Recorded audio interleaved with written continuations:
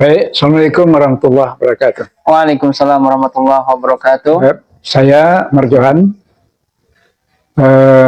Hari ini kita kembali lagi dengan podcast dengan suara kampus. Benar. Alhamdulillah, pada hari ini kita kedatang tamu istimewa. Insyaallah. Yang datangnya dari kejauhan sekali. Kejauhan sekali. Kejauhan sekali. Ya, berawal dari Pa juga. Menuju ke Pa juga, iya. Yaitu beliau dari Palembang dan sampai ke Padang Panjang, sama-sama P, sama-sama P. Iya. Untuk itu kita kedatangan tamu istimewa, yaitu beliau Subirin. Nanti akan perkenalkan diri. Insyaallah. Beliau adalah jauh-jauh dari kota Palembang. Ya. Baik, untuk itu dalam kesempatan ini kita persilahkan kepada Bapak tamu kita untuk memperkenalkan diri. Silakan, Pak. Baik, teman-teman semua dimanapun Anda berada, perkenalkan nama saya pribadi itu Subirin. Saya di sini sebagai mahasiswa sekolah tinggi agama Islam Imam Bonjol Padang Panjang, Pak. Dan saya alamat aslinya itu saya berasal dari kota Palembang, bertepatan di kota Prawomuli, Pak. Alhamdulillah saya bersyukur bisa menjadi mahasiswa, salah satu mahasiswa di STI Imam Bonjol Padang Panjang ini, Pak. Dan saya alhamdulillah, Pak, mengambil fakultas dakwah, itu prodi saya komunikasi penyiaran Islam. Yang saat ini saya menginjak itu semester 4, Pak. Itu Pak, itu pengenalan singkat. Berapa jam perjalanan itu, Pak? Dari Palembang ke Padang Panjang. Ya. Jadi kalau dihitung-hitung, Pak, dari kota Palembang tuh berangkat sekitar dari rumah tuh jam 8, setengah 8 tuh udah berangkat ke terminal, Pak. Iya. Jadi dari terminal kota Palembang sekitar jam 9.30 udah berangkat menuju Padang Panjang itu, Mas. Jadi kalau dikalkulatorkan itu bisa mencapai 1 hari 1 malam, Pak, perjalanan dari Palembang ke Padang Panjang itu. Karena samping itu yang namanya keindahan di Sumatera Barat kan itu tidak membuat bosan di jalan gitu, Pak. Dengan gunung-gunung, bukit-bukit lah gitu. Nah, alhamdulillah bisa berinjak kaki di ranah Minang ini. Alhamdulillah. Baik, Pak Subirin, alhamdulillah sampai saat ini sehat kan? Alhamdulillah sehat, Pak. Bisa menyesuaikan diri kan? Alhamdulillah dengan bisa. Padang Panjang, kota dingin, kota hujan. Ya. Karena kita tahu Palembang itu kota panas ya? Panas, Pak. Ya. Kemudian Pak Subirin kuliah di STI Imam Bonjol Padang Panjang ini. Iya benar. Tinggal kos atau tinggal di mana? Oh itu, Pak. Jadi di sini di samping saya kuliah, Pak. Alhamdulillah setelah saya datang ke Padang Panjang dapat, Pak, menjadi sebagai garin di sebuah musola di Padang Panjang, Pak. Oh iya. Yang bertepatan di musola Al Kamil itu di Parangkayo, itu kelurahannya di Lubuk Melintang, Pak. Nah, jadi alhamdulillah sini tidak berdiam di kosan gitu, Pak. Nah, jadi bisa tinggal di suatu musola dengan fasilitas tempat disediakan, namun kadang makan dikasih juga sana. Alhamdulillah, Pak, terbantu kuliah saya gitu. Baik, Pak Subirin, apa yang menjadi alasan bagi Pak Subirin? Sebab sebagai mahasiswa ada yang mau tinggal di tempat kos. Sementara Pak Subirin kan tinggal di musola. Apa kira-kira motivasinya ini? Kelebihan tinggal di musola kalau dibandingkan dengan tempat kos. Kos juga ya. Baik teman-teman, di samping latar belakang saya kok bisa ingin tinggal di musola ya, Pak. Nah, jadi latar belakang saya betah di musola itu, Pak, kan saya kan alhamdulillah dulu pernah mondok, Pak. Nah, jadi mondok itu jadi saya terbiasalah dengan lingkungan kayak musola masjid itu, Pak. Dan itu pun dengan kita tinggal di musola, Pak, kalau dengan yang saya rasakan, yang pertama kita itu istilahnya kan tepat waktu lah kita sholat gitu, Pak. Karena yang azan kita, kadang iqamah kita, kadang imam pun kadang kita kalau ada imam lain. Jadi alhamdulillah dengan kita tinggal di musola, Pak, alhamdulillah ibadah kita teratur, hari-hari kita disibukkan dengan berkawan kita dengan lingkungan yang Islami lah gitu. Karena setiap hari kan kita berdiskusi, bersosial dengan masyarakat dan jemaah sekitar di musola itu, Pak. Iya, iya. Samping kosan, kalau kosan kita banyak juga kawan-kawan kita, Pak. Kalau di kosan kan dia satu memikirkan biaya kos per bulan, terus biaya hidup atau makan yang di kosan itu. Jadi, alhamdulillah dengan saya pribadi bisa tinggal di musola, alhamdulillah syukur kali, Pak. Ya.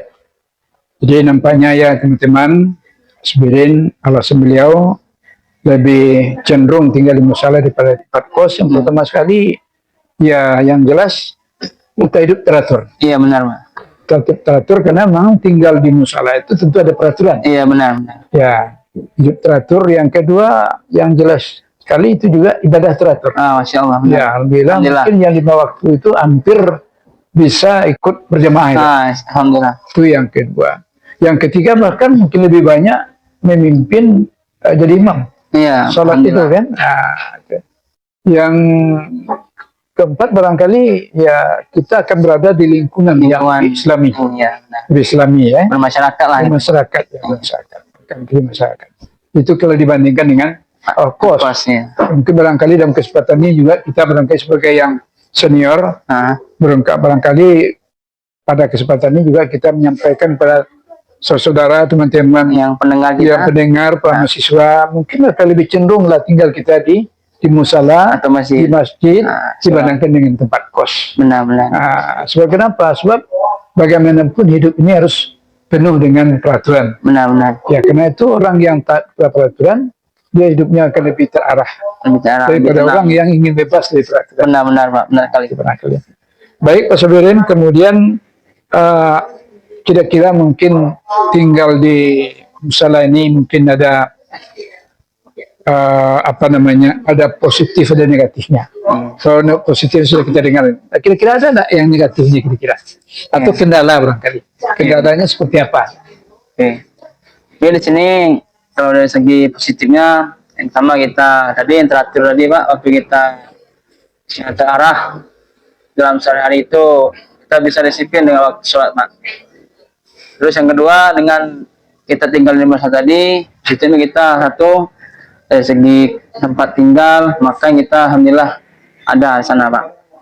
Kalau segi negatifnya itu kalau dari segi kekurangan, coba kalau di musola itu umpamanya nggak ada garin itu sering telat itu azan.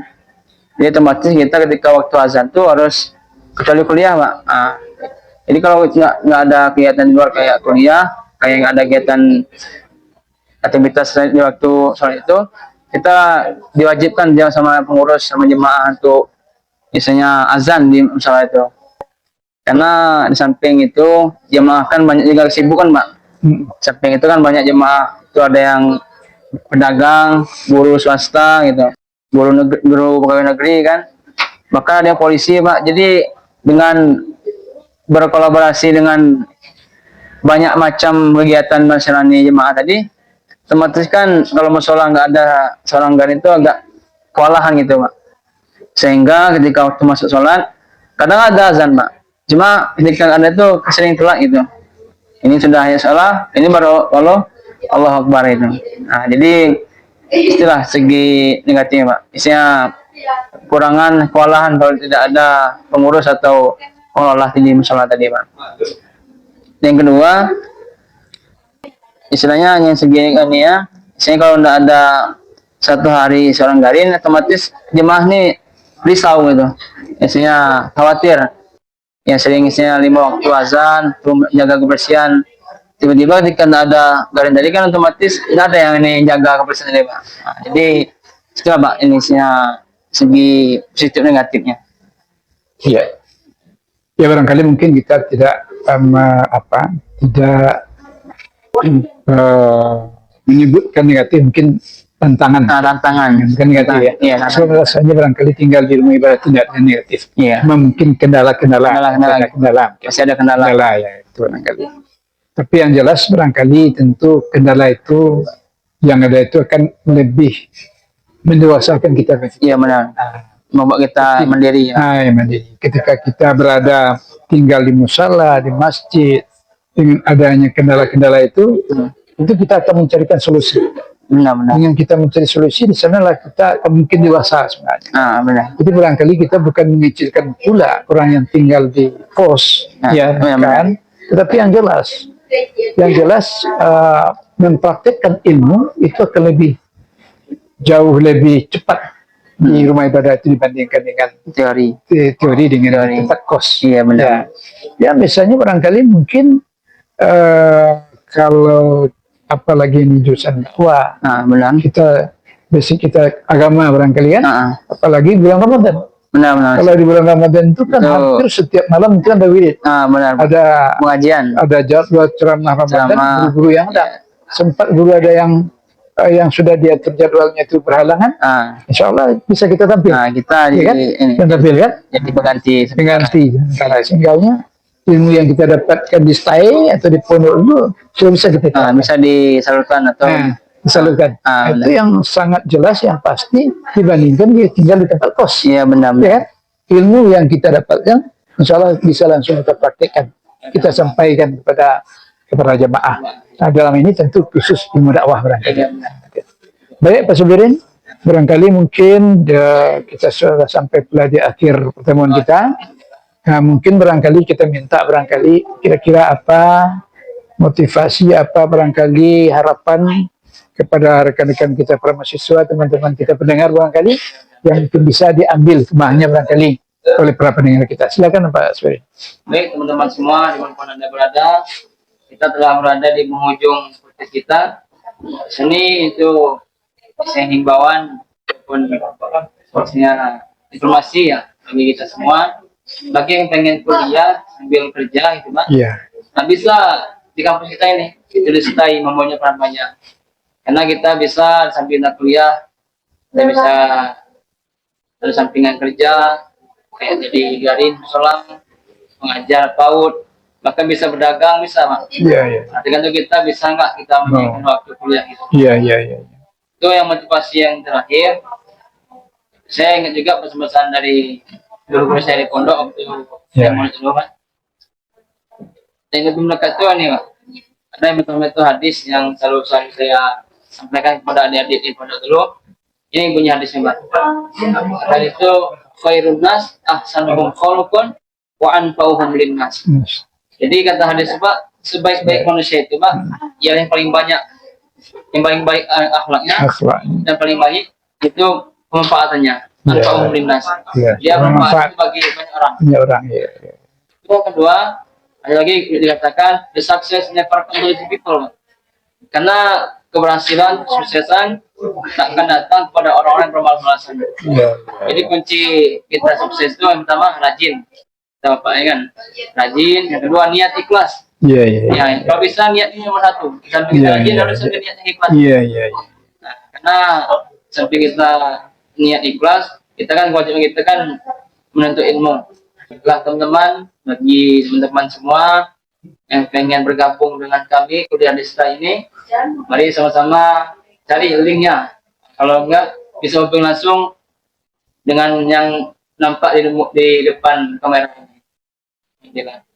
Oke itu Pak yang bisa kami sampaikan. Ya, terima kasih Pak Sobirin.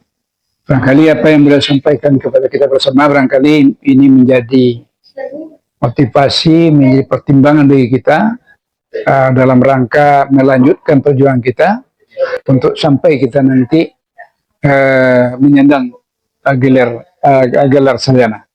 Insya Allah kami juga dengan kami sendiri sebagai host dengan saudara Sobirin, kami juga sama sekelas ini, sama-sama semester 4 Bapak Sobirin ya, seperjuangan kita ini di STAI membojol panjang. Ya, sekarang posisi semester 4 ya. Nah, insya Allah mudah-mudahan kita akan selalu berbuat hari demi hari akan semakin baik. Sebab dalam sebuah hadis Rasulullah yang mengatakan man kana yamuhu ghairun min amsihi fa rabih, kata Rasulullah. Barang siapa hari ini lebih baik dari hari kemarin, itulah orang beruntung. Mudah-mudahan kita akan mampu beruntung. Mudah-mudahan kita ciptakan hari ini terus lebih baik daripada hari kemarin. Hari yang akan datang harus lebih baik dari hari sekarang.